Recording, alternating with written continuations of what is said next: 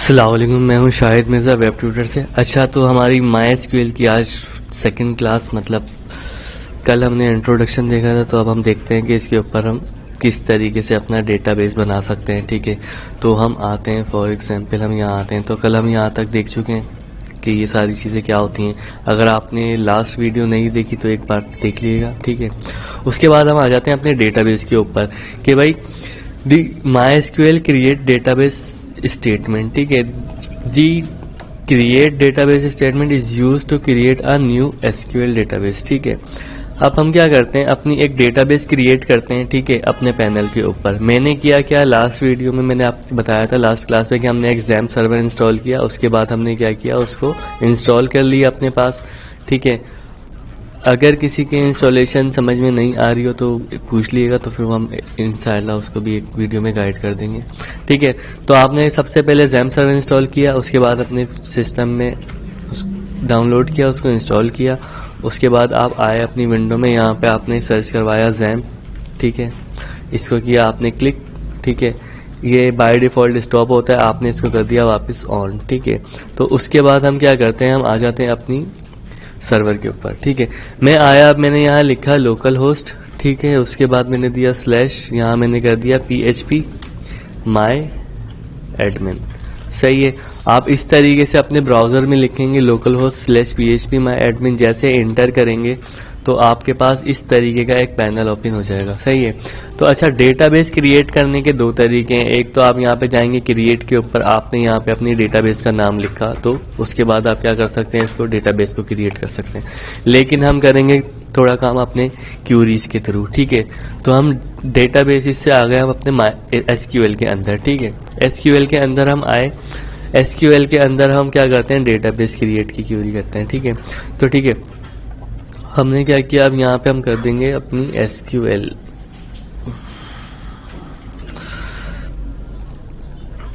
ठीक है, अब मैं आता हूँ नीचे, तो अब आ जाते हैं, the create database statement is use to create a new SQL database. ठीक है, मैं आया अपनी डेटाबेस के ऊपर। अच्छा, हम जो डेटाबेस की क्यूरी लिखते हैं, तो उसके लिए हम सबसे पहले लिखते हैं क्रिएट, उसके बाद हम लिखते हैं डेटाबेस, उसके बाद अपनी डेटाबेस का नाम।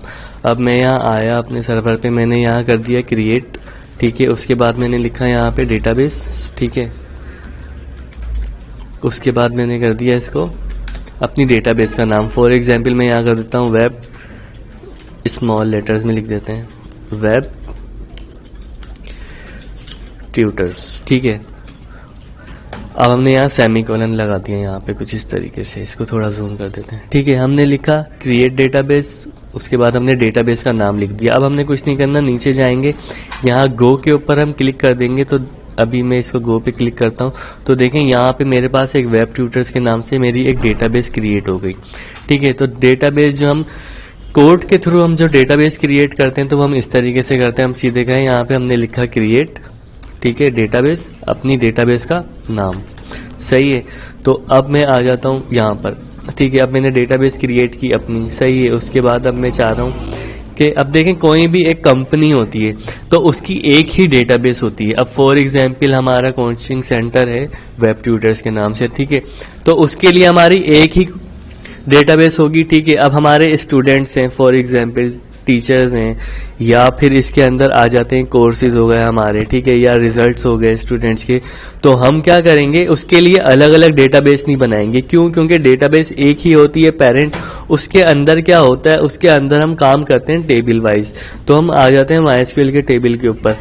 तो भाई the MySQL create table statement, आ जाते हैं हम अपने टेबल के ऊपर। तो टेबल क्या होता है, हमारा टेबल है, फॉर एग्जांपल हमारा टेबल है एक। ठीक है, उसके अंदर हम आते हैं, पहले हम ये लाइन देखते हैं। ठीक है, अब टेबल नेम है पर। ठीक है, टेबल, हम एक टेबल क्रिएट करते हैं किसके लिए, फॉर एग्जांपल मेरा यहाँ पे स्टूडेंट्स है। ठीक है, मैं बना रहा हूँ अपने स्टूडेंट्स के लिए टेबल।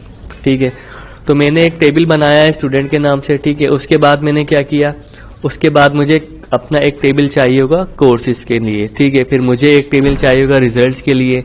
ठीक है, तो ये हम सारे टेबल बनाते हैं अपनी एक डेटाबेस के अंदर। तो टेबल क्या करता है, हमें सेपरेटली डेटा दिखाता है हमारे हर टेबल का। फॉर एग्जांपल स्टूडेंट का टेबल है तो उसके अंदर हमारे पास सिर्फ स्टूडेंट के टेबल यूज हो रहे होंगे। ठीक है, तो अब हमें करना है एक टेबल क्रिएट, ठीक है, ताकि हम अपने स्टूडेंट्स का डेटा उसके अंदर सेव कर सकें, ठीक है। तो हम अपना टेबल किस में क्रिएट करेंगे, अपनी डेटाबेस के अंदर। तो ठीक है, फॉर एग्जांपल मैं यहाँ आ जाता हूँ। अच्छा, इसके स्टेटमेंट क्या है, हम सबसे पहले क्या करते हैं, टेबल के लिए भी हम वही करते हैं, क्रिएट टेबल और अपने टेबल का नेम, ठीक है। उसके बाद फिर हम क्या करते हैं, हम लेते हैं डबल कोट्स, ठीक है, हमने ले लिए राउंड ब्रैकेट्स, ठीक है, उसको क्लोज कर दिया। उसके बाद आपने सेमीकोलन लगा दिया, ठीक है। आप यहाँ देख ही रहे हैं कि हमने एक सेमीकोलन लिया। उसके बाद क्या किया, आईडी ली, नेम लिया, उसके बाद फर्स्ट नेम, एड्रेस, सिटी, ठीक है। फिलहाल मैं यहाँ आया अपने माई एसक्यूएल के ऊपर। अब मैं गया अपनी डेटाबेस। सबसे पहले मुझे सिलेक्ट करनी है अपनी डेटाबेस कि मैं किस डेटाबेस के अंदर टेबल बना रहा हूँ। अब देखें, मैंने इसके ऊपर जैसे ही क्लिक किया तो मेरे यहाँ ऊपर टॉप बार पे डेटाबेस वेब ट्यूटर के नाम से आ गया, ठीक है। अब मैं क्या करता हूँ, एसक्यूएल के ऊपर क्लिक करता हूँ। अब मुझे क्या करना है, अपनी इस वेब ट्यूटर्स की डेटाबेस के अंदर मुझे एक टेबल क्रिएट करना है। तो आप यहाँ देख रहे हैं बिल्कुल एम्प्टी है अभी, ठीक है। मैंने यहाँ पे किया क्रिएट, सही है। मैं आया, मैंने यहाँ पे कर दिया क्रिएट, उसके बाद मैंने लिखा भाई डेटाबेस, सही है। अब मैंने क्या कर दिया, अपनी डेटाबेस टेबल का नाम, मैं टेबल बना रहा हूँ स्टूडेंट्स का, ठीक है। मैंने टेबल कर दिया स्टूडेंट्स, सही है। अब मैंने किया राउंड ब्रैकेट्स लिए, सेमीकोलन लिया, एंटर हिट किया। अब मुझे लेने अपने स्टूडेंट्स की डिटेल कि भाई मेरे स्टूडेंट है। फॉर एग्जांपल मैं कह रहा हूं कि भाई मुझे स्टूडेंट के टेबल में मुझे क्या क्या सेव करवाना है, स्टूडेंट की आईडी सेव करवानी है, उनका नाम सेव कराना है। अब मैं यहाँ आया, मैंने एक टेबल का नाम दिया, यहाँ पे मैंने दे दिया std_id। अच्छा देखें, टेबल माई एसक्यूएल के अंदर हम जो भी क्यूरी लिखते हैं, फॉर एग्जांपल टेबल का नाम है, हमने यहाँ टेबल देना था, सॉरी हमने डेटाबेस दे दिया, ठीक है। तो हमने दिया क्रिएट टेबल, ठीक है। उसके बाद हमने क्या कर दिया, हमने दिया इस टेबल का नेम, सही है। अब मैं क्या कर रहा हूं कि भाई मैं चाह रहा हूं कि मेरा ये टेबल क्रिएट हो जाए, ठीक है। टेबल के अंदर नाम के अंदर स्पेस नहीं आनी चाहिए, ना टेबल के नाम में, ना डेटाबेस के नाम में, और ना इनके कॉलम्स में स्पेस नहीं आनी चाहिए, डैश नहीं आना चाहिए, ठीक है। आप अंडरस्कोर ले सकते हैं, ठीक है, लेकिन स्पेस और डैश बिल्कुल भी नहीं लेंगे, डैश मतलब माइनस का साइन, ठीक है। तो हमने फिलहाल स्टूडेंट्स ले लिया। उसके बाद मैंने क्या किया, यहाँ पे एसटीडी स्टूडेंट की शॉर्ट फॉर्म की, उसके बाद मैंने कर दिया आईडी। अब देखें यहाँ पे भी मैं स्पेस नहीं ले रहा, ठीक है। मैंने क्या किया, यहाँ पे अंडरस्कोर आईडी। उसके बाद मैंने क्या किया, हमें इसको टाइप देनी बहुत जरूरी है, ठीक है। तो जो भी हमारी वैल्यूज होती है ना नंबर्स के अंदर, तो उसके लिए हम यूज करते हैं इंटीजर वैल्यू, ठीक है, ठीक है। इंटीजर हम क्या करते हैं, यहाँ पे INT, ठीक है। उसके बाद हमने कॉमा लिया, ठीक है। उसके बाद मैंने किया एंटर। अब मैं यहाँ आ जाता हूँ STD, सही है। उसके बाद मैंने किया इसको अंडरस्कोर, उसके बाद मैंने कर दिया यहाँ पे नेम, सही है। यहाँ मैंने किया इसको वर्चर। अच्छा, जो भी हमारी करेक्टर वैल्यू होती है उसके लिए हम क्या यूज करते हैं, यहाँ पे वर्चर। स्ट्रिंग हो गया, करेक्टर हो गया, जहाँ पे हमें पूरा नेम देना है या डिस्क्रिप्शन देनी है, अब यहाँ पे हम वर्चर को देंगे। अच्छा, वर्चर की मैक्सिमम लेंथ होती है 255, ठीक है। इसके अंदर इससे ज्यादा वैल्यूज आप सेव नहीं करा सकते, आप बस 255 ही सेव करा सकते हैं इसकी वैल्यूज। उसके बाद इसके अंदर आप अपने किसी इस कॉलम के अंदर जिसको मैंने वर्चर दे दिया, अपने इसको अगर 255 से ज्यादा वैल्यू डालूंगा ना, तो वो क्या करेगा, बाकी की जितनी भी वैल्यूज होंगी 255 से ऊपर, वो उन सबको स्किप कर देगा और बस सिर्फ 255 कैरेक्टर्स की वैल्यू जो है अपने डेटा में स्टोर करवा देगा, ठीक है। मैंने लिया एक स्टूडेंट, ठीक है, स्टूडेंट नेम ले लिया। अब मैं आता हूँ STD, ठीक है। मैंने लिया अंडरस्कोर, यहाँ पे मैंने ले लिया फॉर एग्जाम्पल फोन, सही है। यहाँ पे मैं आया, मैंने लिया यहाँ पे वर्चर ही लेते हैं अभी फिलहाल के लिए हम, ठीक है। मैं आया वर्चर, मैंने लिया यहाँ पे 255, ठीक है। अच्छा देखें, टेबल है, अब मुझे फोन नंबर लेना है, तो फोन नंबर के कैरेक्टर्स इतने सारे नहीं होते, तो इसके लिए हम क्या करते हैं, इसके लिए हम फिलहाल के लिए 20 कैरेक्टर्स ही लेते हैं, बहुत है। नेम के लिए भी हमें इतने कैरेक्टर्स नहीं चाहिए, तो हम नेम के लिए 40 ले लेते हैं, ठीक है। तो किसी का नाम अगर बड़ा भी है तो इस हिसाब से वो काम हो जाएगा। अब इन कॉलम्स के अंदर इनसे ज्यादा वैल्यूज ऐड नहीं होंगी, ठीक है।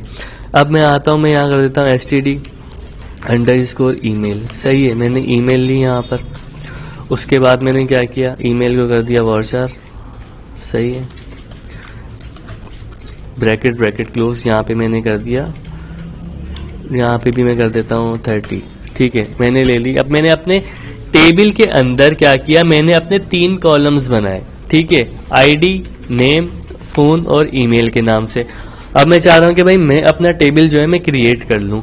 मैंने बोला ठीक है भाई मैं आता हूँ। मैं अब इधर आया, गो के ऊपर में नीचे आया, स्क्रॉल डाउन किया, मैंने इसको किया गो।